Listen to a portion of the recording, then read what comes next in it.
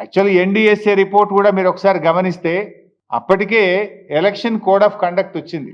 Kaleshwaram incident, Medigadda incident జరిగిన రోజు మేడిగడ్డకు పిల్లర్లు 2 కుంగిపోయిన రోజుకు అప్పటికే మోడల్ కోడ్ ఆఫ్ కండక్ట్ ఈ రాష్ట్రంలో అమల్లో ఉంది. ఎందుకు ఈ మాట ఆ డేట్ చూస్తే ఒకసారి మనకి election model code of conduct ఎప్పుడు అమల్లోకి వచ్చిందంటే October 9th model code of conduct వచ్చింది. ఈ ఇన్సిడెంట్ జరిగిందేమో 21st October జరిగింది.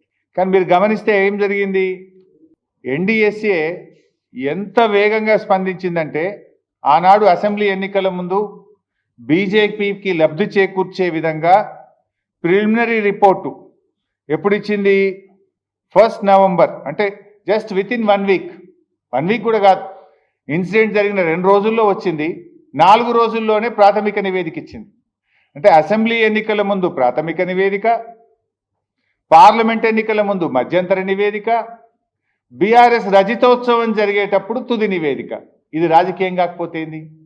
నేను ఇంకో మాట అడుగుతున్నా, పోలవరం డ్యామ్ ఉంది, అది కడుతున్నది కూడా ఇదే NDSA. NDSA is nothing but CWC, CWC is nothing but NDSA. సిడబ్ల్యూసీలో పనిచేసేటోళ్ళే ఎన్డీఎస్ఏకి ట్రాన్స్ఫర్ అవుతారు, ఎన్డీఎస్ఏలో పనిచేసేటోళ్ళే సిడబ్ల్యూసీకి ట్రాన్స్ఫర్ అవుతారు. అదేమి కొత్తది కాదు. అయితే మరి అదే ఎన్డీఎస్ఏ ఆధ్వర్యంలో కడుతున్న పోలవరం ప్రాజెక్టులో డయాఫ్రేమ్ వాల్ కానీ గైడ్ వాల్ కానీ కొట్టుకుపోయినాయి, కుప్పగూలిపోయింది పోలవరం ప్రాజెక్టు. మరి ఇప్పటి వరకు ఎన్డీఎస్ఏ ఎందుకు పోలవరం ప్రాజెక్టు విజిట్ చేయలేదు? పార్లమెంటు చేసిన చట్టము దేశంలో అన్ని రాష్ట్రాలకు ఒకటే ఉండాలి, అన్ని డ్యాంలకు అన్ని ప్రాజెక్టులకు ఒకే విధంగా ఉండాలి. ఇక్కడ తెలంగాణలో 2 పిల్లర్లు గుంగితే 3 రోజుల లోపల వస్తావు, 4 రోజుల లోపల రిపోర్ట్ ఇస్తావు. 4-5 ఏళ్ళైనా పోలవరంకు ఎన్డీఎస్ఏ పోదెందుకు, రిపోర్ట్ ఇయ్యదెందుకు?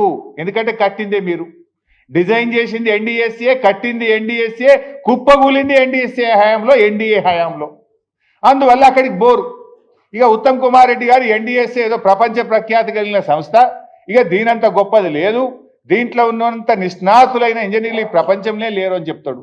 మరి ఆ ఎన్డీఎస్ఏ కట్టిన పోలవరం కుప్పగూలిపోయింది, 5 ఏళ్ళైనా అక్కడికి ఎందుకు పోలేదు?